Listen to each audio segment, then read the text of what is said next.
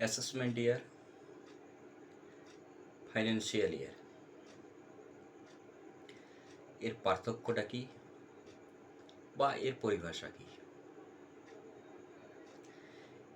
Income tax return জমা দেওয়ার পর আপনারা যে আইটিআর রিসিপ্টটা হাতে পান তার উপরে লেখা দেখবেন অ্যাসেসমেন্ট ইয়ার, অমুক অ্যাসেসমেন্ট ইয়ার। কি এই অ্যাসেসমেন্ট ইয়ার? বন্ধুরা, আমি বাদল, বিডি লার্নিং চ্যানেলে আপনাদের স্বাগত। ইনকাম ট্যাক্সের ক্ষেত্রে আমাদের অফিসিয়াল ইয়ারটা 1 এপ্রিল থেকে শুরু হয় এবং 31 মার্চ গিয়ে শেষ হয়। এবারে আসুন ফিনান্সিয়াল ইয়ার, বা একে প্রিভিয়াস ইয়ারও বলে হওয়া থাকে।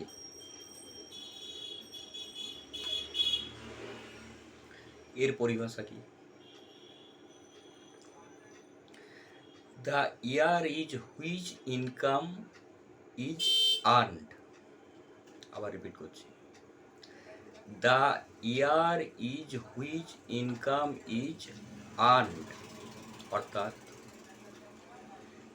যে বৎসরটাতে আপনি ইনকাম বা আয় করেছেন, বা যে বৎসরটাতে আপনার আয় হয়েছে, অবশ্যই সেটা 1 এপ্রিল থেকে 31 মার্চ পর্যন্ত বা অবধি। এক্সাম্পল হিসেবে ধরুন 2024 সাল রানিং,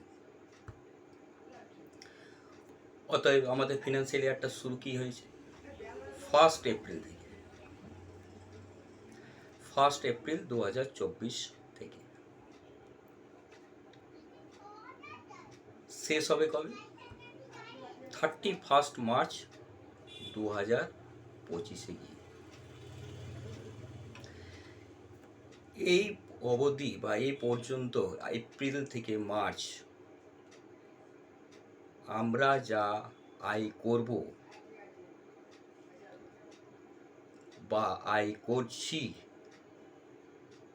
তা 2024-25 ফিনান্সিয়াল ইয়ার হিসাবে গণ্য হবে। ক্লিয়ার?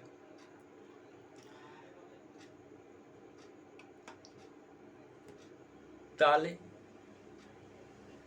আমরা যে বছরটায় আয় করছি বা আয় করে যাচ্ছি, সেই বছরটাকে ফিনান্সিয়াল ইয়ার বা প্রিভিয়াস ইয়ার বলছি। যেমন আপনাদেরকে বললাম 2024-25, এপ্রিল টু মার্চ। ক্লিয়ার হল? এবার আসুন অ্যাসেসমেন্ট ইয়ার, এর পরিভাষা কি? A period when the previous year earnings are assessed tax are due and the filing of income tax return ITR is done। অর্থাৎ আপনি যে 2024-25 ফিনান্সিয়াল ইয়ার বছরটায় আয় করে চলেছেন, সেটা 1 এপ্রিল 2025 থেকে অ্যাসেসড বা হিসেব হবে। তাতে দেখলেন যদি ইনকাম ট্যাক্স পে হবে, বা অনেক ক্ষেত্রে ধরুন পে নাও হতে পারে, এবং আপনার আইটি রিটার্নটা ফাইলিং করলেন বা জমা দিলেন।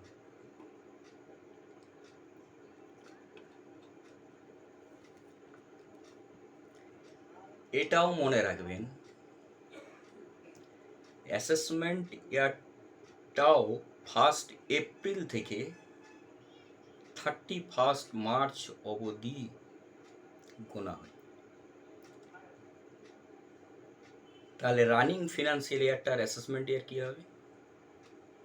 2025-2026, 1 এপ্রিল 2025 থেকে 31 মার্চ 2026।